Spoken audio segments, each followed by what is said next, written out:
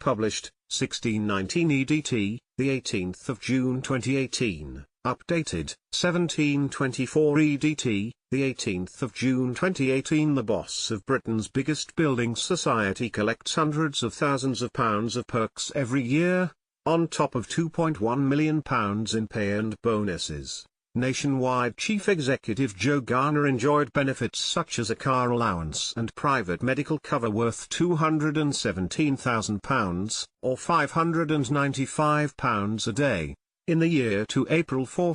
The benefits bonanza, more than 8 times the average worker's salary, was paid in addition to Garner's base pay of £855,000, a bonus worth £903,000 and £342,000 towards his pension.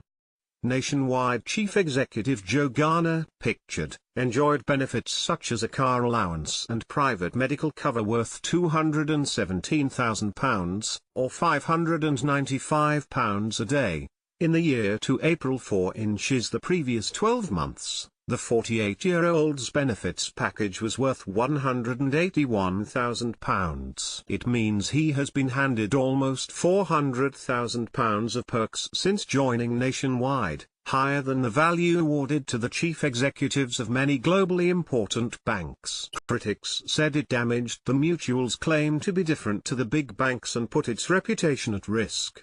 Luke Hildyard, executive director of the High Pay Center, said, "It's hypocritical for Nationwide to market themselves as a different kind of organization to the big banks, and then lavish these kinds of sums of money on its executives. It's hard to believe these payments were critical to the success of the business." Nationwide refused to reveal details of how his benefits package was spent.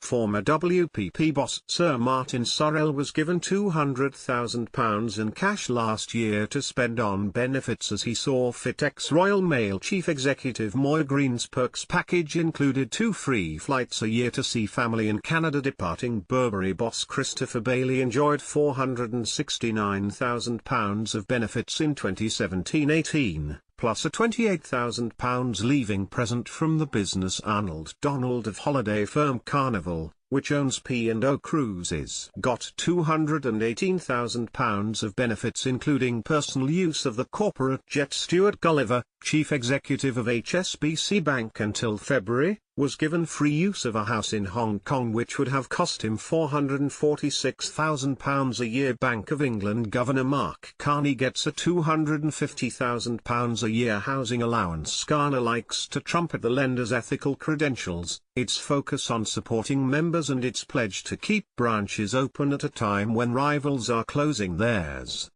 But his benefits payout is higher than that given to rivals leading highly complicated organizations. For example, Bill Winters, the head of Standard Chartered Bank, which has business in 70 countries, was handed benefits worth £380,000 over the past 2 years.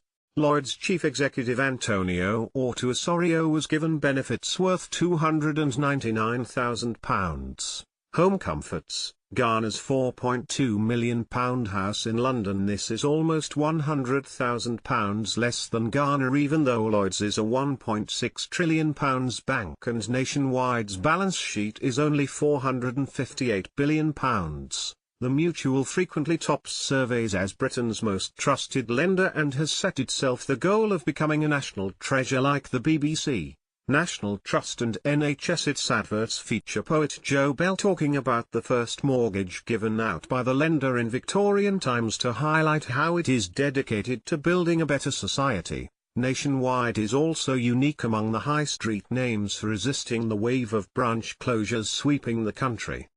Garner has said that having a bricks-and-mortar presence in towns and villages has boosted business. A record 816,000 Nationwide current accounts were opened in the year to April, with more 40% set up by customers who went into one of its 650 outlets.